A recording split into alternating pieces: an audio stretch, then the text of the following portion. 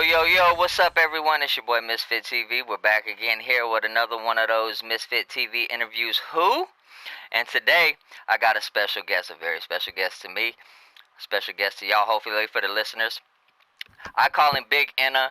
You might know him as Inna. Inna, what's up, Brody? What's up with you, man? Chilla. How you doing, man? I'm doing pretty good, man. How you doing? Doing good. Lovely, baby, lovely. For those of y'all who don't know Inna, man, Inna was a former member of AbstrakT Gaming. Most of y'all probably already know who he is. If you're listening to this, I'm sure you do. A really skilled gamer, in my opinion. Probably one of the better ones that I've played with on Fortnite. He's a Twitch affiliate, about 144 followers on Twitch and growing. He's also very active on Twitter as well. I will link both of those socials in the description so y'all can follow my boy, give my boy a follow and support, do all that. He streams pretty often, I guess you would say, when you're competing and shit, huh? Yeah, I've been out of the swing of it for a while, but about to get back into it for sure. New year, everything. Yes, sir. So, for any of those people that really don't know or ain't really got to talk to you too often, or don't know who Inna is, man, it kind of break it down to the people, you know what I'm saying? Who is Inna, you know what I'm saying? Where you come from, where you grew up, you know what I'm saying? Different shit like that, you know what I'm saying? How was your household? Did you have both your parents in your household? I didn't. I did have my mom and my dad up until like middle school started, and my dad wasn't. Then it was just me living with my mom. I ain't talked to my dad too much. Um, got siblings. A brother, two sisters that I live with, but also another brother and sister that didn't live with us. They're much older. Yeah. So nothing too crazy, but yeah, that's really it. I mean, my upbringing was cool. I'm not nothing too special, I guess. Just that regular upbringing, pretty much the common society. Grew up like how I grew up, single parent home, you know what I'm saying? Just doing what you got to do, right? Yeah, pretty much. What kind of student was you in school, bro? Was you a good student? For the most part, it was like everything would come really easy to me, and that shit would make me really bored. So I wasn't very interested in it. So like my grades were never So terrible, you but were they were mad never smart, but you good. just was bored, like school wasn't for you. Like you just bored with the curriculum, period. Yeah, I mean, certain stuff will grab my interest. Like I took physics my senior year. That was something that was fun for me. Math classes were fun sometimes, but like government stuff, like history stuff, like that just doesn't like grab my interest. Yeah, man, I feel the same way, bro. I wasn't necessarily a bad student, but I damn sure didn't pay attention. That's for Yeah, damn I sure. definitely could have did way better than I did, but it is what it is. Yes, sir. Yes, sir. Shit. Well, let's get a little bit more into like the gaming stuff. What most people might be here for. When you start playing video games? Like when you can remember you started playing. What system did you start on? First system was Nintendo 64. The 6-4. Yeah, I can probably say to this day that's probably hands down my favorite, or at least most memorable moments was on my 6-4. You know what I'm like saying? like that controller was so ugly too, but that joint was so fun. Yo, low That key, I joint was think that so controller fun. was ahead of its time, bro. The one analog stick in the middle. Yes, man. That's Yo, just it felt crazy. like you had to have three hands to really use that. That shit was crazy. Yeah. So it was the 6-4. What was your game of choice on the 64? What would you really vibe with on there? I had a lot of games, but the game that we played the most, me and my brother, was Super Smash Bros. Is I don't know what it was, but it was like going through the story mode and then like fighting the hand at the end. That shit just used to be a great time for us. And it Yeah. was somewhat challenging, so yeah, we'll hold us for hours. Yeah. And I wasn't too familiar with Super Smash Bros. Was that a competitive game? Like what? Nah, that's just like they have like different characters from different TV shows, cartoons and stuff, and you pick a I know character and I you can heard fight of out it. I different just games. didn't know the concept of the game. I think Oh no, I was I hard mean on that Mario Kart shit and that 007. they might have had it competitively, but I just played it like with my brother and stuff. That's I what's didn't up. get into competitive anything until competitive gaming until like Modern Warfare 3. I started dabbling in Black Ops 2. That was my next question. You already wrote into it, so perfect segue. When did you start taking gaming seriously? Like, what was it? Where was it? You say the Call of Duty Modern Warfare era type thing. It was like serious. I guess you could say it was like Black Ops 2. Modern Warfare 3. Like I just realized like okay, I'm pretty good at this joint. You feel me? And then Black Ops 2. Like it was a hurricane that summer where I lived at, and my power was up, and I destroyed my kitchen. So we was just in that joint all day, nothing really, and I'm just on the game. As we got our Wi-Fi back, and it was Black Ops 2 League play, and then yeah. You was going hard on that league play. Did you ever like was CMG and all that shit around back then? I don't even remember. I think it was because they was competing in BO1. Yeah, it was. I I don't think know if it was called CMG. I can't remember though. I just did game battles back then, but I think CMG was a GBs. thing as well. Yeah, Yeah, for sure. Yeah, BO1 was my was my introduction to that whole thing, man. I loved the Black Ops era of the whole thing. Um, that was super fun. so okay, you got serious around that time, and I can remember the time when I met you, but I'll kind of let you kind of go into that when you joined AbstrakT Gaming, which everybody knows about. You know what I'm saying? It was a little team that we had together around the time Fortnite was really starting to bubble. I guess around season 3, season 4, everybody wanted to be a part of a team, and the shit was just like mayhem. You know what I mean? It was crazy how organic it grew. But Yeah. how did you find out about AbstrakT Gaming, and what led you that over in that direction? All right, so it was actually Shizzy, cause I know him IRL. So like I was playing with like my actual friends, and like we're having a good time and stuff, but they play like 2K or like just do other stuff. It's not Fortnite basically. And like as I like played more and more, I was basically playing alone. So it was either like find people to play with or yeah, just be on the stream alone. So I seen Shizzy playing with this new team, and I'm like, yo, like, what's up? What do I gotta do to get on that team? Like, are they good? This, that, and the other. It was like, well, it's a new team. I just got on, you can go and just try out and see what you do. And then that's what I did. And then, yeah, fast forward through all that. Who And did it's your just that tryout, stuff. bro? Do you remember? I'm fairly certain you actually did my tryout. It was, yeah, We were I think, doing I like think it was you. it was a time when we had opened up the Discord. We just like I think we like put a link into one of those one of those Fortnite Discords at the time that was popping, and all of a sudden it was like hundreds of motherfuckers joined. Literally, I think it was about 300 motherfuckers in there at one time. And the Yeah. way that we did it back then was we just gave everybody like a quick little tryout. You know what I'm saying? To just see their vibe and see Yeah. how they played, and then gave the thumbs up, thumbs down. Most of the times it was the thumbs up, and then it was like a probation period that came along with Mm-hmm. it. But I got a Mm-hmm. story about that. It's funny, including Shizzy, and because Shizzy would kind of like with his job at the time was kind of just like monitoring and keeping up with the guys that he brought in and the players, and then seeing how active they was, because the activity thing was a big thing to ultimately become an actual member. And your Mm-hmm. activity was mad low back then. Like I forgot who you even were. I'm not even trying to front or be mean and no shit like that. I was like, who was in it? Like I didn't know who he was, cause I didn't know. I forgot I did this tryout. I had did so many tryouts, and then he wasn't that active in Discord. And Shizzy was like, "Yo, like, so what's up? Is he?" I'm like, "Look, bro, I've checked his activity levels mad low, bro. But I mean, that's your boy. You know what I'm saying? I'll let you make the call on that. That's on you. You know what I'm saying?" And Yeah. Shizzy went ahead and gave it the go ahead, and a good thing that he did, because you kind of blossomed once you came into AbstrakT Gaming, man. You kind of really just made yourself a factor as soon as you as soon as you was officially in. You know what I mean? Yeah. When I got there, it was like I was like, it was nervous after the tryout, whatever.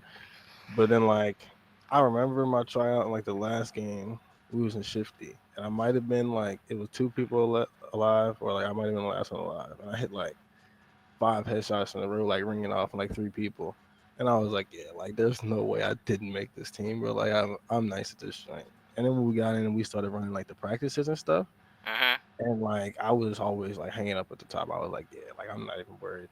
And then it was always fun. Yeah, But that's when cause yeah, bro, it was look, I always don't fun. think I knew from like it didn't stand out enough to me in the tryout. I think maybe because it was just so busy and hectic at the time. But when we started doing practices and stuff, I was like, oh yeah, this nigga in is the truth, like for real. Like this boy is Yeah. good at this game, you know what I mean? And we used to get mad content together, bro. Like we was going crazy for a while. Bro, I still have one of my best clips, probably my favorites, when I was still in console in the Mega Mall. Bro, but there was a combat clip. I didn't miss the whole clip of the combat, and I like squad wiped the whole team. That's just abstract days, but that's just what I chalk it up to. Yes, sir. Yes, sir. Hey, shouts out to Shizzy, man, for bringing you in and bringing you on the scene, man, and you kind of coming into the group of everything, man, because it was definitely a pleasure. I think I learned a lot from you. I believe a lot of other guys learned a lot from you, just gameplay wise. You know what I'm saying? Yeah. Uh, so another question is how were the vibes like? You know what I'm saying? Like, right? I guess once you got comfortable in there in abstract gaming, like, what were the vibes like in abstract when you joined? You know what I'm saying? Like, how was it? Uh, I mean, for me, that was like my first team, so it was like that's why like my activity was low, and it was this shit was just like super weird to me, but like it was cool. Everybody like that was on the comp side at least that we would like really talk to in like that comp chat. Everybody was pretty cool. People would like go in and out of each other's Twitch chats, like playing with each other outside of just like practices and stuff. So it was definitely a time. Yeah, yeah, yeah. And I don't like. I hate to reminisce on it so much. And eventually, we'll get to the point where we're not doing that no more. But obviously, I got to talk about things that are relative to the listeners. But uh, yeah, man, we had that shit. I feel like that shit ran like a machine to the point where it was like, not only was we fucking with each other, it was like, oh, these are my dudes. I get up every single day and I'm playing with these guys every day. I'm talking to these dudes every day. We out here getting content, fucking around every day, practicing. You know what I'm saying? Like, we're all in each other's Twitch chats. We're all on each other's Twitters. Like, it was just a machine. You know what I mean? Yeah, Uh, so there was a point in time where it was a force to be reckoned with. I think if we just knew what we was really doing at the time, it probably could have sprouted a little bit more. But like you say, we chalk it up to it is what it is. That's the game of game. yeah. But now this a juicy question right here for you, and I want you to be honest. All right. All right, So all right. um, what is it that you personally feel like led to the falling of abstract gaming? Your personal Mm, opinion, and be honest, be truthful. let me try to go back to this. Uh, the first thing was probably like when practices stopped. That was probably the beginning of the end right there. Yeah. But And that was due to the fact that people just weren't showing up to practice no more, yeah, right? it was Yeah. like I mean it might have been something before that to like cause the vibe to shift, but it was like a vibe change at some point in there. And it was like went from talking to each other like every day to like the chat dying, and everybody was like when the chat was jumping, it would be like people beefing, and it was just I don't know, maybe egos and probably practice. I Those think two it was a things. factor of many things, you know what I mean? I think it was many things. It's hard to pinpoint just one thing, you know what I mean? I Yeah, mean, that's when you got so many leaders at the top, everybody trying to implement how they feel is the best way. And then you start having disagreements, and that trickles down into the community, and then the community is now, what I'm saying, caught up in the toxicity, and it spirals out of control from there. Really, at the end of the day, I think that's what it is. yeah, But yeah. it was good while it lasted, right? I mean, shit, we, Yeah, we, we did our thing while we did our thing. that shit was super fun. Mhm. So um, what did you? I got a question for you. Okay. Hmm. Now I can remember the departure of you leaving abstract gaming. I remember that because that was I wasn't active at the time. I had a lot of shit going on outside in my Right. personal life, but like I was, I'd pop in the chat every now and again and see what was going on, and I happened to see the conversation going on when y'all left or when you and Dottie left, Yeah. and I was under the impression y'all were leaving to start a team together, right? Hmm. or am I wrong? Okay. So what happened with that after y'all left? After you left Project Ace? I mean, after you left Abstract Gaming. I'm sorry. We weren't on a like we weren't leaving together, but it was like behind the scenes. Like, I would talk to y'all like in DMs and stuff, and it was like, I would talk to him, and it was just like the writing on the wall. Like you said, it was just like everything was crumbling. So it Mhm. was like this isn't what it once was. You know what I'm saying? Like barely playing with people outside of like the main group of people I'm playing with. But kind of just like went off and did your own thing, remained gaming. Were you still kind of streaming? You know what I'm saying, for the most part around that time. Yeah, my streaming didn't really stop until like after solo FNCS. Is this like solo FNCS? I think the last week I made semis, and then after that it was like the end of the year almost. And I think there was one more FNCS after that, but nothing was really going my way. So I didn't really stream too much. Man, hey, I tell y'all what, like for the people listening, I tell y'all what. Let me tell you this. When I started Project Ace and Project Ace was booming, and trust me, there was a point when it was booming and it was doing good. I must have blew this man's DMs up, bro, trying to get this man to join Project Ace. I even was throwing money at him, and you wasn't going for it. You was not trying to join no team. I Why? don't know what Why? it was. Why was? Why? What was your reasoning for just wanting to be a lone wolf and just say fuck it, even if these motherfuckers want to throw me a little bit of change each month to just compete or whatever, or rep the team? Well, you know what I'm saying? Why were you? Is it because you don't think you was gonna take it as seriously as you once did, or what? I don't know. I mean, I feel like I take stuff like that more serious when it's like I have like that group behind me or group with me, but Mhm. it's just like my mentality, I guess. Is just always get it how I get it, like regardless. So I wasn't really tripping that the team was gone because I was still gonna play. Like I wasn't gonna stop playing just because abstract wasn't a thing anymore, and I was finding success for a while there. So I was just letting it run its course. Yeah. Sometimes it's easier to do your thing solo and build up your own repertoire than it is to try and be with the team. I mean, it's cool to have the camaraderie of a team and everything, and to have the support and the system behind you. You know what I'm saying? People helping you out with whatever, especially when it got to as serious to the level as I did when I was doing Project Ace. Like, it's cool to have that, but like at the end of the day, you really do need to, like, I told all my players, like, man, you need to promote yourself, learn how to brand yourself, because just like in the professional esports world, those contracts don't last forever with them teams, and then you're gonna get dropped from that contract, and then what do you have afterwards? Did you build a following? You know what I'm saying? Did you brand yourself properly? Do you have other opportunities afterwards? So like, I respect those people that do that, you know what I'm saying, and don't just hop towards another team just for the fuck of it. You know what I mean? Yeah, I remember when we left abstract, it was like there was a lot going on. I remember I ain't gonna say no names, but there was a rumor going around that people had left for a salary team. And when I found out that that salary team was paying them in skins, I was out of there. I was losing it. I never heard that. That's new. That's Nah, news to me. I never yeah, heard that. I know yeah, there was a lot of drama. There was a lot of like little quote unquote beefs going on when the breakup officially happened, but that's a rumor I never heard. yeah. It was well, it's confirmed. I'm just not gonna put the names to it, Nah, but you it don't was got to. You can tell me. yeah, You can tell me offline. yeah. I got you. Alright, bet. Alright. Shoot. Alright, man. So we'll get off that topic. You know what I mean? But Hmm. let's get into a little bit more opinionated things, man. Um, currently, right now, obviously, in my opinion, I think things have changed since the Fortnite bubble bursted. I guess you could say. How do you feel about like the current state of gaming and esports and just like the content world in general, and how do you feel about its current state right now and kind of like the way it's headed? Oh, it's booming. Like it's it's bigger than like even Fortnite because Fortnite started this trend, right? And then we get hit with a pandemic for a year and everybody's inside and you have to find your entertainment like in different ways. So Twitch is booming and YouTube is booming and then it's like once all the pandemic's over, like I feel like the convenience that people are experiencing now, like they're not gonna want to get rid of that. And it's just a pathway for like streaming and all that kind of stuff. If you want to make content to just be out there.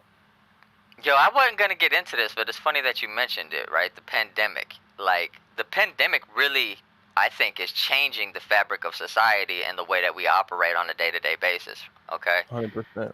And I don't feel that we have even fully felt the repercussions of the pandemic. They say you don't really feel the repercussions of a not necessarily a pandemic, but like a major catastrophe moment until a year later. You know what I'm saying? Like the next year, you'll start to see the repercussions from that event. Hmm.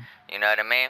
And and like you say, you know what I'm saying? They apparently they got this new strand out there somewhere, this COVID, and they doing lockdowns again. And I agree with you. I think that the industry is still booming. I think it's still Hmm. going hard. Um, I don't keep up with it as hard as I used to. I must admit, but like I can see the numbers that some of these guys are like Nick Merckx, for instance. When I started watching Nick Merckx versus the views he's doing now, I mean that man owns Twitch right now. You know what I'm saying? For the most part, on Did the you see the record that got broken on Twitch the other day? The viewer count oh, record? that was Scump, wasn't it? Nah, No, who was that? it was a Spanish streamer, Gref G, but he was getting a Fortnite skin. He had 2.4 mil. Oh yeah, yeah, yeah. They talked about it on Optic Chicago's podcast, and I thought they Yeah, were talking about Skunk, but I was like, damn, they got that many views? That's wild, bro. yeah, That's that's just crazy. crazy. You got to think about that in the terms of like arenas. Think about arenas. You know what I mean? Like your biggest arena holds what, like 20,000 people, maybe 25, 30,000 people. A couple hundred at most. For a hundred, okay. So let's say a Like couple. a stadium. So Like if you let's have a say stadium, it's let's say like a a hundred, hundred 100K. thousand people, bro. God damn, how many stadiums is that? I can't do math, kid. Oh my But yes, god. that's mad people. Yeah, it's just like the it's just giving people more of a voice. It's like you can reach so many people, and you don't even have to do all the stuff that you used to have to do to reach those people. And it's just as the time goes on, all that's just only going to become easier and better. I think it's just only gonna grow more and more. Yeah. I think eventually everybody is gonna be on this type of wave. Uh, you got youngsters. I think the highest paid YouTuber is a 9-year-old kid who does like toy reviews or some shit like that. Hmm. It's just wild, bro. And the That's kid, I mean, the kid's set for the rest of his life and his that's family, crazy. and you know all that. So it's definitely becoming a wave, man. It's exciting. You know what I'm saying?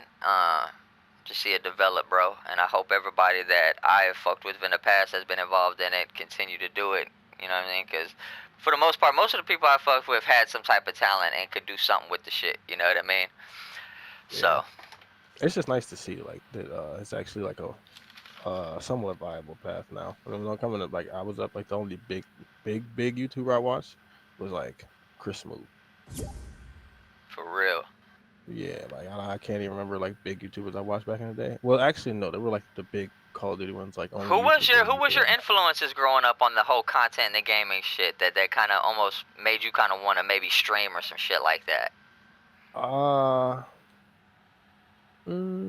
Probably Chris Smooth. Actually, I'm thinking about starting up something that's like inspired by him. But yeah, Chris probably that. I Smooth. haven't watched his I'm stuff. It's trying to fine. who Chris Smooth. What did he do? He did like commentary videos on. I found him on 2K was my player, but he did 2K, Call of Duty, like playthroughs of like single player games. It was good stuff. This was like Okay. 8 years ago or something like There's that. so many lanes in this shit, bro. It's Yeah, you gotta like. I mean, if you got a little bit of creativity in you, man, like you can find a lane, bro, and carve hundred away in it percent, and make a living doing this shit for the. 100%. You know what I mean? Yeah. Uh, all right. So coming towards the end of the segment, man, we kind of do this little thing. It's called random question, honest opinion. All right. So I'm gonna All just right, throw a few questions at you, and you just shoot off your honest opinion on it. How you feel, I got you. Let's get it. or your answers. All right. Who do you think is the best content creator slash streamer of all time, statistically? Mm,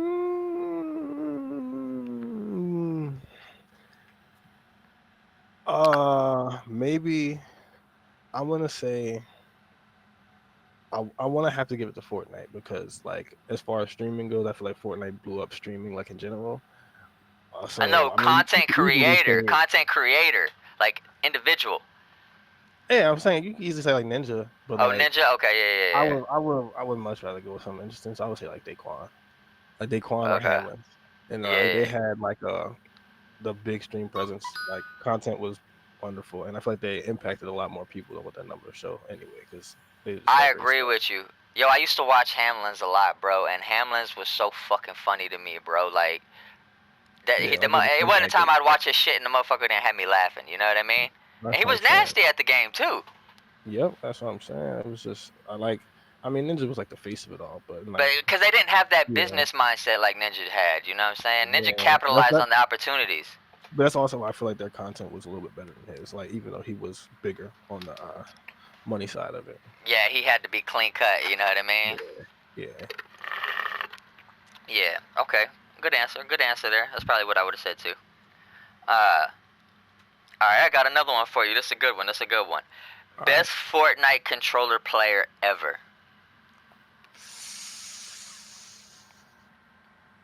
I'm gonna just say, I'm gonna say Reek. Reek? Yeah, I have to. Reek? I like Oh Reek man, you Reek gotta in the turn West. me on. See, look, you end up be turning me on to motherfuckers I never heard before. Reek. Yeah, we're not Reek. REETs in a West, but like, yeah, it's just crazy. Alright, maybe the Yeah, people listening know who he is. I'm gonna look him up after this.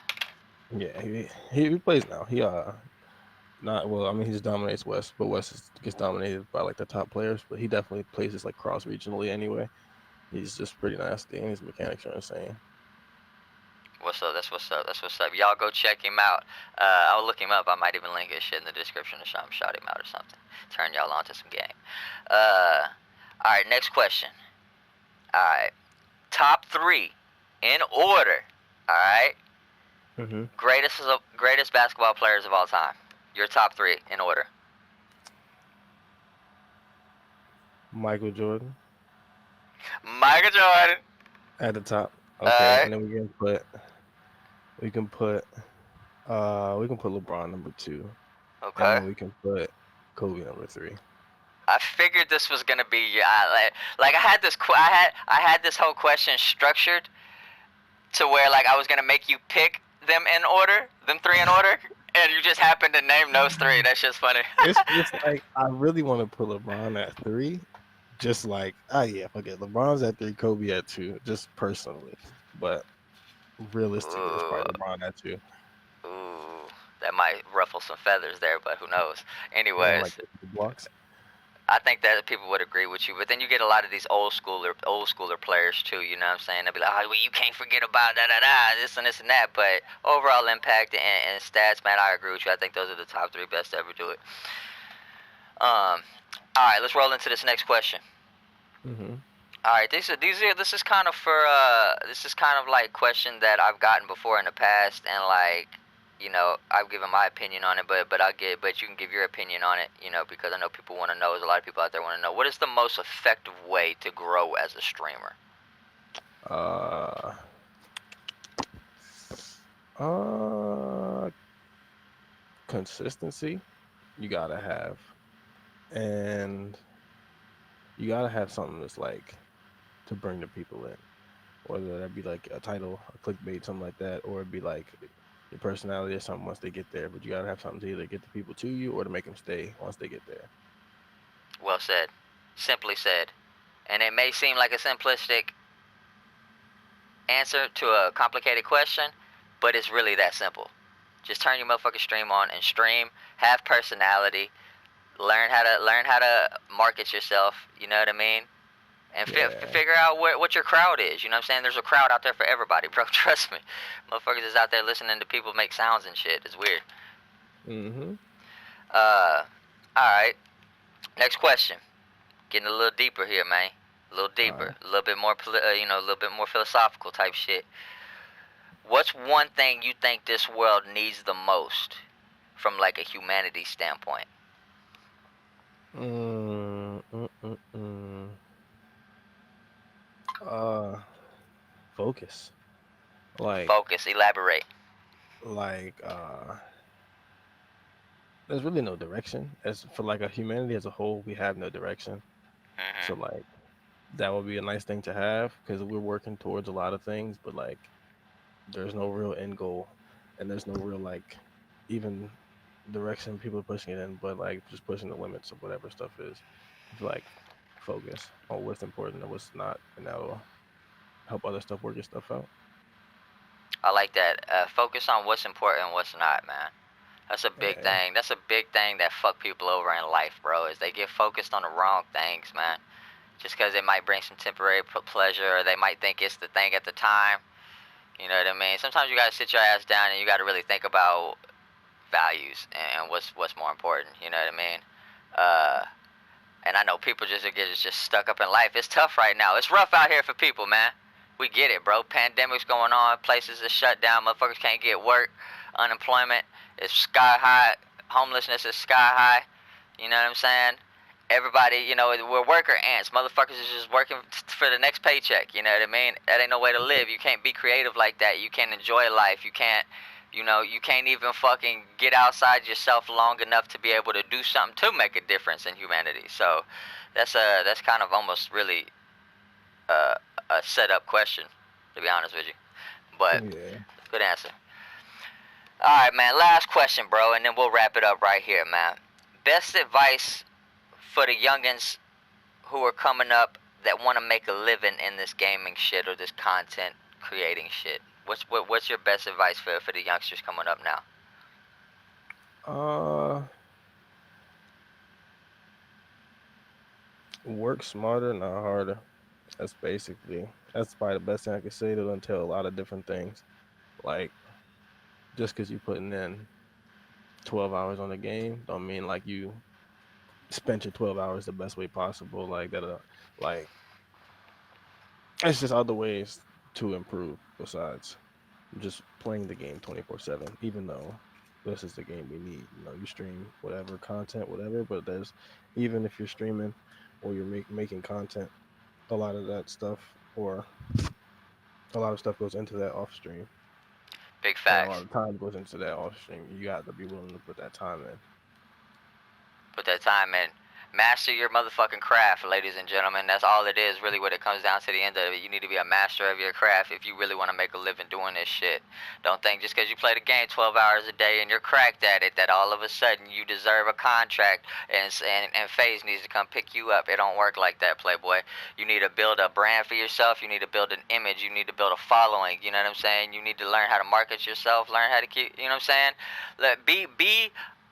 Learn how to make yourself valuable, be valuable to other people. You know what I'm saying? You need to be basically offering a product to some people that people are buying in to stream, whether it be tuning into your stream or watching you compete or a team picking you up and paying you. You know what I'm saying?